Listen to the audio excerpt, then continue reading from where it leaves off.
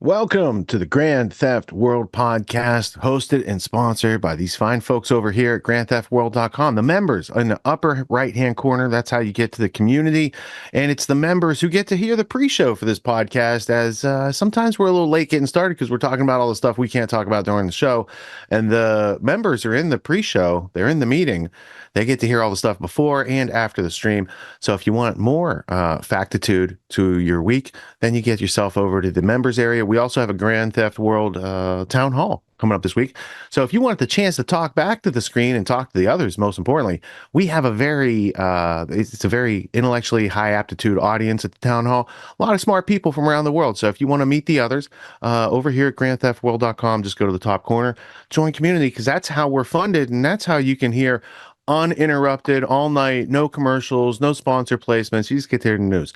So we're going to help you overcome the fact deficits that have been offered in the past week. There's a lot of things that have been offered for things for you to believe, and you're going to have to take a look at more than one side to actually understand. If you take any of these things that they purvey, especially at this time of a political cycle, at face value, you're not going to make much sense of it, and you're going to have a fragmented understanding, and that's not going to serve you. However, by the time we get done covering the major topics tonight, I think you're going to understand these topics better than the other people around you and the other people who were just tuned into the trough media out there. You, for yourself, you respect yourself. You have something of a higher cut, a higher grade of quality here. We're going to get into stories like last week we were covering the aftermath of Hurricane Helene. We were getting into the pre-storm knowledge of Hurricane Milton that was supposed to hit Florida. And there's a lot of coverage on both the recovery efforts and, things that have gone right and wrong and lessons to be learned that apply to the rest of us, because that was their storm. They went through it. The ones that hit us, we don't know what type of challenges they bring to us in our future. But judging from places like Lahaina and East Palestine, Ohio, and North Carolina, you can be sure your area of the country will get its fair share of emergency activity here in the 2020s of the 21st century. After the hurricanes were going through, we had a lot of Kamala activity this week. She hit basically every show that was out there, from a show called Call Her Daddy, which was very fascinating, to her 60 Minutes piece that was they hardball questioned her, and they still deceptively edited it to make her look. It's a weird situation. So we have to look at just what was going on with these advertisement pieces. I think what they're trying to do is spray a bunch of stuff on the wall. From that, they'll take some clips and really make it look like she, had a really strong run for the presidency. And the critiques that she was leveling today, just a few hours ago in North Carolina, I do have clipped for the show, because it's like representing everything they're doing is what Trump's doing, and Trump did everything that they were. Anyway, it was a situation, so that has to be explained later. But it's not the top of our news, because there was also a third assassination attempt that was thwarted today against former President Trump. He did a couple interviews this past week, but he doesn't really have to get out there and do much other than not die before the election. On the other hand, the other side seems to be spraying and praying and making sure that, when things come in of a predetermined nature, that it all seems natural. So that's going to be part of it. Also, we have the concept in the past couple of weeks of weather control floating to the surface. Were these hurricanes aggravated, accelerated, amplified in any way, shape, or form? And people really want to make it a caricature, and that anyone who asks a question or observes this, it must be a crazy conspiracy person. However, I'm going to show you BBC, MSNBC, CNN, a whole lot of history tonight about weather manipulation, weather control, how to use lasers to drive storms and trigger them and make them more ferocious than they might have been. This is all open and accepted information. Literate people know about this. You can look it up. It's only the illiterate people the people who don't know of such things. They don't want it to get on your radar, because it might make you ask questions like, well, if they have agendas and they're being blocked, let's say they want to mine lithium in North Carolina, because I know that's a conspiracy theory out there, but let's just say there's a clip tonight that substantiates it. 4 months ago, they're having problems getting to that lithium because of the people in the area. And now the people of that area are now they're removed permanently, because as you'll see, the paths of rivers and streams have been changed. The roads, therefore, have to be moved. Eminent domain then has to be levied on those people, and they're going to get put off their properties in a permanent way by the government. So I have to ask, is it incompetence? Is it coincidence? Is it malevolence? And now if they had a goal and they're being blocked, and now the goal is opened by this storm, and then you ask the question, did they have tools to make that storm more than what it would have been naturally? The answer is yes. Would they use that on their own citizens? Yeah, they did it all over the world on other people. Why would they not use it on us? So I think it would be childish not to consider the evidence and the artifacts that go along with this. Now, I'm not saying that either of these storms were artificially aggrandized by any type of technology other than nature. There's a reason that Hurricane Milton got stronger, went to Category 5, and then got decreased in strength before it hit Florida. It doesn't have to be like the government did it. There are natural explanations. However, on top of those natural explanations, there's a lot of national security and there's a lot of technology and science history that has been used for a long time, over 60, 70 years, that I think should be on people's radar. And that's not a weather pun, but I have watched a lot of radar in the past week because we, have family in Florida, and we need to make sure and to be able to take care of each other. Also, to that end, I have some clips tonight showing you. Yeah, you can see what the government does for people. That's standard issue. What I want you to see is how people have been using organizations, churches, other types of private membership associations to organize to meet needs of their fellow community members and get it done, not waiting for government to show up or hand out checks and these sort of things. I'm also going to show you a town where FEMA showed up and they were voted out of town because those people wanted control of their future and not FEMA telling them what to do. And they seem to be doing pretty good without FEMA. So that's the other encouraging aspect is you're not totally helpless without government. So here's somebody else who would agree with that point. Without further ado, let's go to our first clip from Luke Rudowski. And he's from wearechange.org and thebestpoliticalshirts.com. He's going to show you a little bit about how the government reacts. Let's go to his report from earlier today. Oh, wow. I think we're watching the implosion of Kamala Harris and her campaign right now. When we think about what's at stake in this election, whoa, it's packed with some stuff. Ha, ha, ha. As of course, Kamala Harris is very funny in her own mind, as things are not looking good for her, as SNL even did a comedy skit about how just absolutely awful her campaign is, and we are on the precipice of Joe Rogan getting very involved in this political cycle, as of course he is just about to sit down with Donald J. Trump, as of course the corporate media already is losing their ish. As, Kamala, there's a lot of stuff, and it's stuff that's not really good for you and your future. This as the cast of the Saturday Night Live TV show was just as savage to her as her own words are to herself. As during the skit, a fake Kamala Harris actress was asked why she is losing, with the actress saying, "My campaign has raised $1 billion. The fake Steve Harvey responded, "Oh my lord, how are you not winning by a landslide?" With the fake Kamala answering back, "That's a question I scream into my pillow every morning." And, the situation is bad when you have to force Barack Obama away from his many beachfront mansions, as he is also getting actively involved in her campaign and also complaining about specifically black guys not supporting Kamala. As Barack O. Drone Bomber had this to say. We have not yet seen the same kinds of energy and turnout in all quarters of our neighborhoods and communities as we saw when I was running. Now,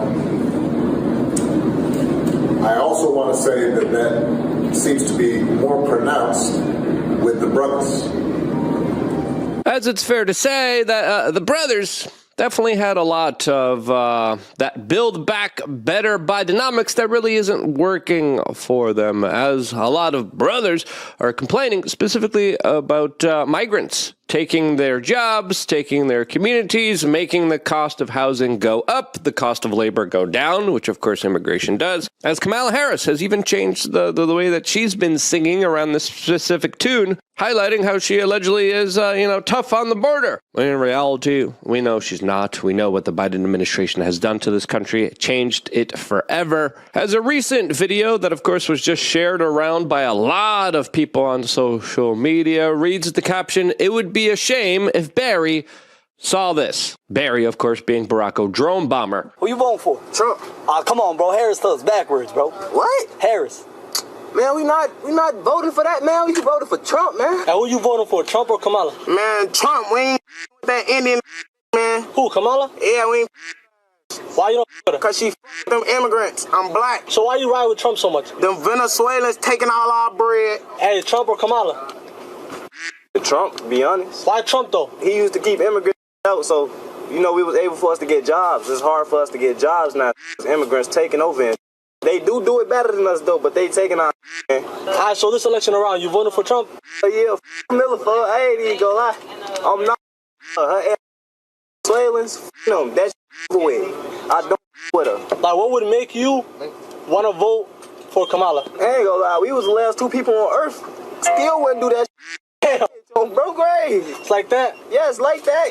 Yeah, as of course the internal poll numbers do highlight that. And it's fair to say that Kamala Harris, the longer she campaigns, the longer she advertises, the less chances she actually has of winning this specific election cycle. As there's even highlights into how the Democrats focusing on Donald Trump attack ads have had a Uno reversal kind of moment, as it's also coming out that people are becoming more pro-Trump after seeing him speak in the hyperbolic, sensationalistic nature that the Democrats think is going to, of course, help them, when in reality, it's helping out Donald Trump. And who would have thought doing Vogue magazine photo shoots, as well as appearing on podcasts like Call Her Daddy, aren't successful media strategies here when it comes to, of course, galvanizing the male vote, which they are very desperate for. And you see that in the messaging, you see that in the advertisements, as they just released this very cringy, weird video filled with a bunch of gay dudes somehow trying to convince you that men only vote for Kamala. As it's important to note here that Jimmy Kimmel's writer Jacob Reed directed this ad for Kamala Harris, as it's trying to appeal to the everyday male out there and their, quote, masculinity. As these paid actors and left-wing activists, one of them being a bisexual adult star, by the way. Another man is telling you that he likes to braid his daughter's hair. The guy doesn't even have a daughter. Again, everything here is absolutely scripted, fake, contrived, and let's just be honest here, plain old weird. And I don't know about you, but this guy standing here as effeminately as he is probably won't get the brothers to change their mind about Kamala. Holy cow, look at this Geico caveman here who really does look rugged. Look at the testosterone flowing from this low T beta male. Oh boy. I'm lost even when I refuse to ask for directions. Man enough to not ban young women from reading Little Women. Or one of those pants books that the sisters like. I'm man enough to raw dog a flight. It sucked. Not worth it. I'm man enough to be emotional in front of my wife. In front of my kids. In front of my horse. I'm man enough to tell you that I cry at Love Actually. Good Will Hunting. West Side Story. That and Predator. And I'm sick of so-called men domineering, belittling, and controlling women just so they can feel more powerful. That's not how my mama raised me.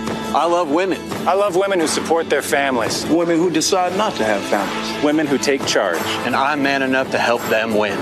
They couldn't even find the paid actors to support Kamala that looked like 6 normal men. That's how bad the Kamala Harris campaign is doing, as other online commentators like Jeremy from The Quartering came out and even just announced Kamala Harris has lost the election, specifically detailing the absolute train wreck that was the recent 60-minute interview where a lot of people just saw the true side of Kamala and really weren't impressed here. As of course, when it comes to the two most important issues this election cycle, specifically the economy and then immigration, it's fair to say that the status quo here of what has happened under the Biden-Harris administration isn't something that the average American wants to see continue. And no matter how much she says she's different, we know she's not. No matter how much PR, marketing, and Hollywood executives she has behind her, a lot of people just aren't buying it. And there are some kind of very organic, natural conversations that are happening with her opposition that are highlighting this larger disconnect from the corporate media that overwhelmingly loves her, and of course the average American that just wants to survive. There was a very interesting exchange between a New York Times reporter and JD Vance that specifically highlighted this larger issue and care and consideration for the average fellow man out there, as the New York Times was trying to, of course, criticize and attack JD Vance for saying that illegal immigrants shouldn't be taking away American jobs. For the New York Times, a larger kind of globalist institution, she supported those larger globalist policies that, of course, are not America first. But this is where the exchange got really interesting. About a third of the construction workforce in this country is Hispanic. Of those, a large proportion are undocumented. So how do you propose to build all the housing necessary that we need in this country by removing all the people who are working in construction? Well, I think it's a fair question, because we know that back in the 1960s, when we had very low levels of illegal immigration, Americans didn't buy houses, didn't build houses. But of course they did. And I'm being sarcastic, of course, in service of a point, Lulu, the assumption that because a large number of home builders now are using undocumented labor, that's the only way to build homes. I think, again, the country is much bigger. The need is much bigger. I mean, I'm not arguing in favor of illegal immigration. I'm asking how you would deal with the knock-on effect of your proposal to remove millions of people who work in a critical part of the economy. Well, I think that what you would do is you would take, let's say, for example, the 7 million prime age men who have dropped out of the labor force, and you have a smaller number of women, but still millions of women prime age who have dropped out of the labor force. Hey, will you go ahead and pull it? Absolutely. I know this is unorthodox, but I was trying to answer the question in my head that she's asking JD Vance, and I think it's a good question. I think it's worthy of a little thought. So let's just break it open for a second. We have in this country a lot of undocumented immigrants, many of whom are working in agriculture, landscaping, and construction. Okay, so how's that work? Entrepreneurs, I'm going to piss off. Entrepreneurs are hiring people at almost slave labor wages, and they hire those immigrants because it's cheaper than hiring Americans. Huh, that's interesting. So by keeping these people away from a path of citizenship, you can keep them enslaved and keep them taking lower wages, where if they became U.S. citizens, they would get minimum wage or more for their labor and talent. Am I making sense? Or is that something that they can't think of? Is it totally out? Does that not make sense? Or what do you think, Scott? Does that translate? Absolutely. I definitely have some thoughts on this as well, man. Like, it's like for my handyman business, my construction business, I only hire like my buddies that I know and can vouch for. You know what I mean? I don't hire. Yeah, because you have to bring them onto people's property. Yeah, exactly. And you're responsible for damage or theft or things like that. And you have to have certain types of insurance. Am I thinking about that? Like, I hadn't thought of any of this before. I just listened to their arguments, but I was like, no one's getting it done. So what is not being said? What's not being said is that those entrepreneurs, if they're charging market rates for their work and then they're cutting labor prices by using illegals, they're cheating. Yep, exactly. Illegal workers are not the problem. It's the entrepreneurs who are willing to hire the undocumented workers, pay them slave wages, artificially expand their business more than it would rightfully be so if you were paying people. Now, you can do contractors and freelancers and all sorts of other things other than employee. But still, I see it's a couple. It's like, there's entrepreneurs who are willing to sacrifice their integrity and the lifestyle of the people that they're working with, but the government also supports that. But what is the government? It's the most dangerous superstition, and it's a superstition that's held by many people who like to pretend that they have a right to use violence as the ultimate means of arbitration. Yep. Right. It's true. Yeah, it's true. And you know what? I would even like take it a step further, and I could solve this problem for you right now. The whole illegal immigration thing, people, like Americans are being replaced because people are lazy. They don't want to do the work. They're not having kids. And so if you guys take responsibility for your own, I'm speaking to myself too, We need to create the labor force by having a bunch of kids, right? We need to be able to be willing to work. And, you know, a lot of these jobs are going, you know, the agricultural jobs, it's because people are unwilling to grow their own food. If everybody just was in charge of their own food production, you know, we wouldn't have this problem in the first place. And so it really goes back to if every single American took responsibility for their own food supply, for their own labor, for all that stuff, then, and had a bunch of kids, like this problem would go away, because it's like an economic thing too. Like we've heard it in the, those clips about in Springfield where the factory workers or the factory owners were like, hey, I love these Haitians. They work great. They're awesome. You know what I mean? I can't get a sober white person that lives here to work as hard as these folks are. So, you know, folks are being replaced because, you know, we Americans have gotten too, you know, lazy and decadent and just not willing to do what needs to be done. Right. And again, it goes back to that, like the food production is a big one. You know, just grow a garden and you solve the problem right there. I think the other issue is there's a lot of like there's crime issues, economic issues. There's a lot of things that go on when you let people across your border that you're not screening. Totally. So I don't have a problem with immigration, but there should be a process of keeping track of people just like they keep track of us. Right. Yeah. I just want to comment on another aspect of this situation. I think has to do with the demographic collapse. Like the boomer generation was a huge anomaly. And they're fading away. I mean, they're dying off, however you want to put it. So part of this is about keeping the big flywheel of the globalized economy in motion. Like, you're familiar with a flywheel? I think in drag racing, there's a big plate that protects the driver, because if the integrity of the flywheel is disrupted, it flies apart and can, you know, people have been cut in half in the past, learning the hard way. So this immigration in part is keeping that flywheel in motion, keeping the velocity of money in motion, you know, so line goes up. But I think this is caused due to the paradigm we live in with the system that was set up to enable us to help rebuild Europe in the wake of World War II, and that system was abused. And the euro-dollar market is on the verge of collapse. It's a sovereign debt crisis, and I'm hoping to get into that on Tuesday at the town hall a little deeper, if people are able to show up and talk about that. If you're in the Grand Theft World community, I dropped some links in the town hall chat a while back, and there's some stuff to look at. But yeah, immigration, it's got the demographic collapse coming up. Yeah, it's being used as a weapon. It's against the people who are being forced into that position that they would have to go through such a system of using coyotes and cartels to get here in the first place, right?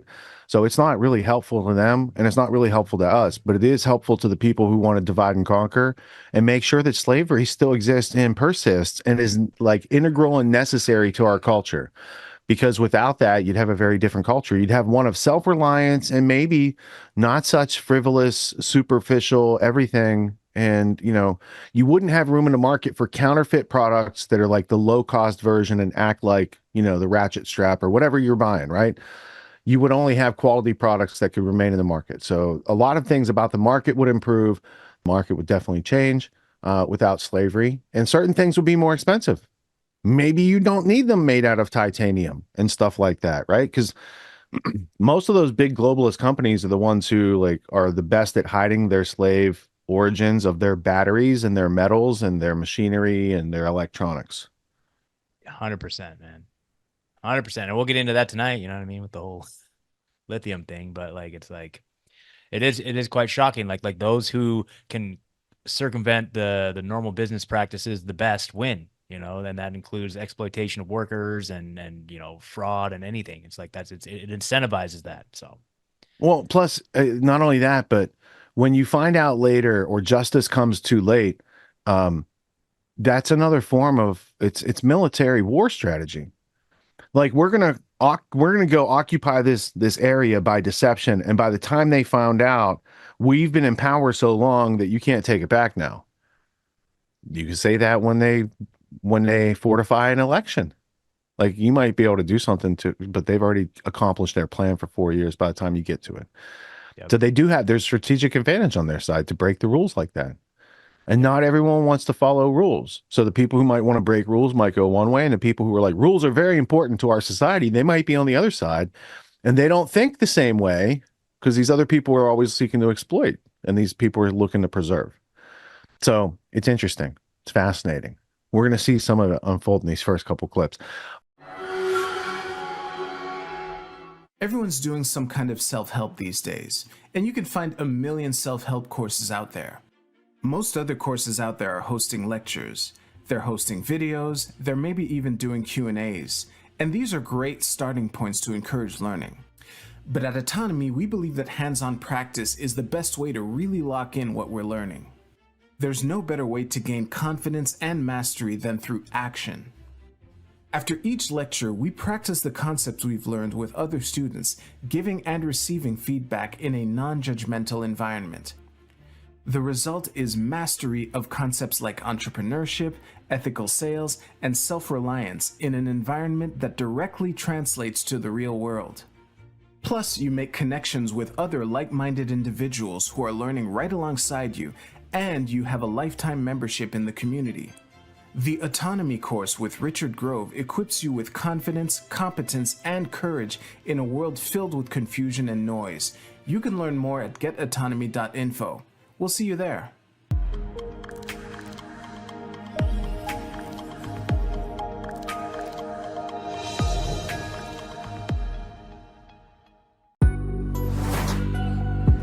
What makes the Grand Theft World podcast unique, invigorating, exciting, and informative? Most other podcasts out there are either doing straight up interviews or they're just covering the daily news. They're covering current events from the day they happened. And that is effective. It's useful. It's a great starting point. And then sometimes these current events change during the week past the first story. So we like to give it a little time. You have to wait till some of the dust settles on these stories in order to give them accurate coverage. And the other thing that's really missing in the media landscape is covering the articles that are coming out every day. That's great. That's necessary. But who's bringing in contextual history so that you can understand what has been going on for decades and decades to lead up to the machinations and actions that we see unfolding today? So what we do here on the podcast is we cover current events. Many of these things are censored, but we wait about a week. As a forensic historian, I focused mainly through my career on the history of globalism and collectivism and things that they call maybe the New World Order.